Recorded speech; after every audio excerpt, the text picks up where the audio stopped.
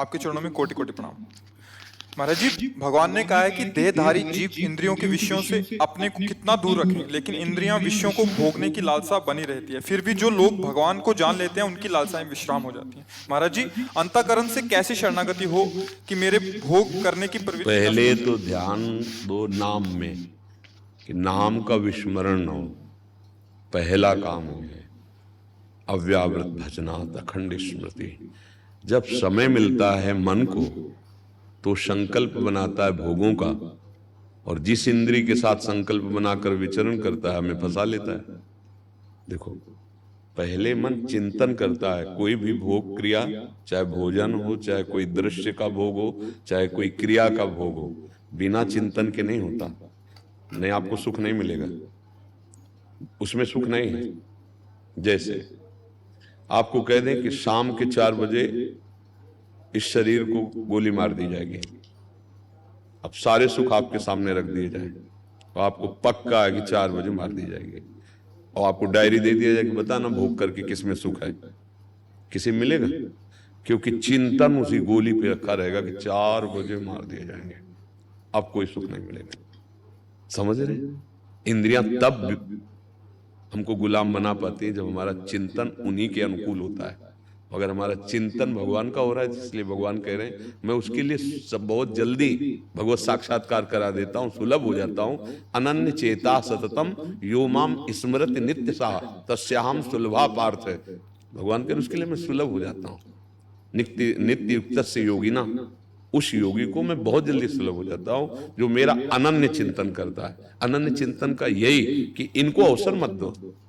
ये जब चिंतन करते हैं, आपने ऐसी कल्पना जो मन बना रहा है उसमें इतना सुखी होने की चेष्टा कर ली, अब इसी से बड़े बड़े पापाचरण होने लगते हैं। पहले चिंतन होता है, जैसे हमने दृश्य देखा, बात सुनी, उसका चिंतन हुआ तो भावावेश आ गया, बुरा था तो बुरा आ गया, अच्छा हुआ तो अच्छा भाव आ गया। तो बुरे भावों को हम अवसर ना दें पहले, तो ये बात है, तब तो ये सब अंतःकरण और ज्ञान विज्ञान सब बात समझ में आवे। अभी तो खूब आराम से अवसर दे रहे हैं। अगर मन गंदा सोच रहा है तो हम बहे चले जा रहे हैं उसके साथ गंदगी में। क्या साधना है भाई? क्या अध्यात्म है? अध्यात्म तो इसी बात का है कि इंद्रियां और मन तुम्हें बहिर्मुख करके भोगों का चिंतन कराएंगी, तुम्हारा अन्य चिंतन ना होने पावे, बस इतना कर्तव्य तुम्हारा है। आगे की भगवान बात कहते, अनन्य चिंतन मेरा करो, मैं योगक्षेम का वाहन करूंगा। गीता में पढ़ा है, अनन्यस चिंतयन्तो माम ये जनाः पर्युपासते तेषां नित्याभियुक्तानां योगक्षेमं वहाम्यहम्। हमारा क्या कर्तव्य है? अनन्य चिंतन करना। भगवान ठेका ले लेते हैं, अप्राप्ति की प्राप्ति कराना, प्राप्ति की रक्षा करना, ये योगक्षेम है। वहाम्यहम्, मैं स्वयं वाहन करता हूं। अपना कर्तव्य देखो, जो कर्तव्य कर्म मिला है उसको करते हुए नाम जप करते रहो, सब शांत हो जाएगा। सब ऐसे शांत हो जाएगा जैसे अग्नि जल रही और पानी फेंको ऊपर तो झप से एकदम शांत हो जाते हैं। भव जल निधि को नाव, काम पावक को पानी। काम रूपी अग्नि को शांत करने के लिए नाम, ये लीला गुण, भगवत चिंतन, ये शीतल जल का काम करता है। भव समुद्र से पार होने के लिए नौका का काम करता है। प्रेम आनंद का मूल ये स्वरूप है। इसमें तो सब शरणागति हो जाएगी, सब कुछ हो जाएगी। क्योंकि जहां बुद्धि को भगवदानंद की थोड़ी भी अनुभूति हुई तो त्राहिमाम बोल पड़ेगा। क्योंकि अनंत जन्मों से दुख भोग रहा है, सुख की लालसा और दुख की प्राप्ति, यही तो चल रहा है खेल। देखो ना, कौन व्यक्ति है जो दुख चाहता है? जितने कर्म किए जाते हैं सब सुख के उद्देश्य से किए जाते हैं, पर ये दुख मिल क्यों रहा है? कहीं ना कहीं गलती हो रही ना। हाँ, दुख की चाह है नहीं, सुख की चाह है, और सुख की चाह से सुख प्राप्ति वाले कर्म कर रहे हैं हम कि इससे सुख मिलेगा, इससे सुख में, पर भयंकर दुख मिल रहा है। उसका कारण है कि अभी जो सुख की प्राप्ति का कर्म है वो हमसे नहीं हो रहा। दुख योनया, पूरे भोगों को भगवान ने कहा है, इससे प्रगट ही दुख होगा। पूरे संसार को कहा है दुखालयम। अब बोलो, खोजने चले हो सुख तो कहां मिलेगा? सुख सिंधु तो भगवान है, उनका नाम है। तो कार्य करो संसारी, मना नहीं, अपने अपने कर्तव्य को करो, पर चिंतन भगवान का, नाम भगवान का, अभी सब ठीक हो जाएगा। शरणागति हो जाएगी, ज्ञान हो जाएगा, संसार से वैराग्य हो जाएगा, भगवान के चरणों में प्रेम भी हो जाएगा। नाम प्रेम मूल है, इसी से नाम प्रकट होता है। हमारी प्रार्थना है, गंदे आचरण जो जानते हो कि गंदे पाप है, उसे मत करो। जैसे कोई कहता हम में सामर्थ्य नहीं, करने की सामर्थ्य है भाई, बोलने की सामर्थ्य तो गाली क्यों दो, मृदु वचन बोलो। जैसे कि हमसे भजन नहीं होता, हाँ बकवास होता है, घंटों बैठे बकवास कर सकते हो, तो वाणी में सामर्थ्य है ना तुम्हारे, तो 1 घंटा कीर्तन करो ना, नाम कीर्तन करो। नहीं, नाम कीर्तन तो नहीं होता, तो फिर ये जो तुम प्रमाद कर रहे हो ना, ये जो तुम नाटक कर रहे हो ना कि हमसे नहीं होता, अब इसकी पिटाई होगी तुम्हें, क्योंकि गंदे आचरणों में लगाता रहेगा, उसका फल आएगा दुख। देखने की तो अच्छा देखो ना, बुरा क्यों देखते हो?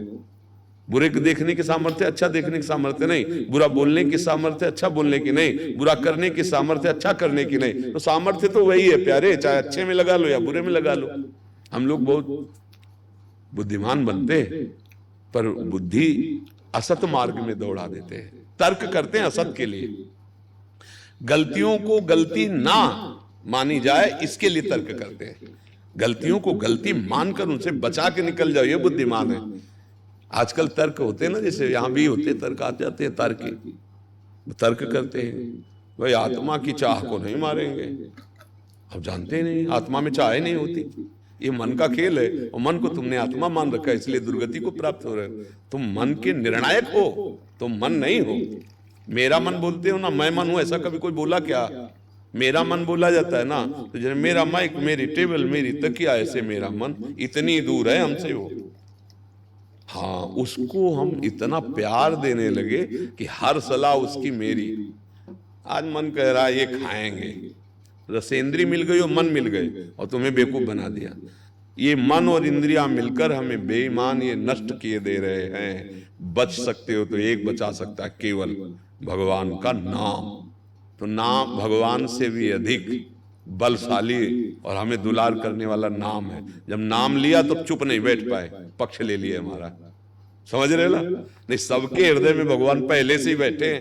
तुम्हें अंदर से झीनी सी आवाज आती है, गलत कर रहे हो, पर आप नहीं सुन पाते, वो भगवान ही बोलते हैं। जो अंदर से आता है, आप जहां गलत करने जाओगे तो अंदर ये गलत कर रहे, एक बार कहे, पर आप उसकी अवहेलना करके आगे बढ़े, दोबारा वो नहीं बोलेंगे। फिर बाद में कहोगे कि यार आया था हमारे हृदय में कि यार गलत है, फंस जाओगे, और मन माना नहीं, यार अब क्या करूं, गलती हो गई। मान जाओ, अभी मान जाओ, नाम जप करो, यही शरणागति, यही ज्ञान, यही वैराग्य, यही भक्ति, सब कुछ ये प्राप्त करा देगा। क्योंकि चिंतन के बिना कोई पापाचरण नहीं होता, पहले चिंतन होता है, पहले प्लानिंग बनती है, जिसे संकल्प विकल्प कहते हैं ना, वो पहले प्लानिंग बनाता है, ऐसा करेंगे, ऐसा करेंगे, ऐसा पूरा प्लान बन चुका दिमाग में, अब वो पापाचरण में उतर जाएगा। ये प्लान क्यों बनने दिया आपने? मान लो संसारी आदमी भूला हुआ ज्ञानी तो बात अलग, लेकिन साधक को इतना समय क्यों दिया? तभी का हनुमंत विपत्ति प्रभु सोई, जो तो सुमिरन ये विपत्ति, उसका प्लान बन गया, अब वो तुम्हें गिराएगा, नष्ट करेगा।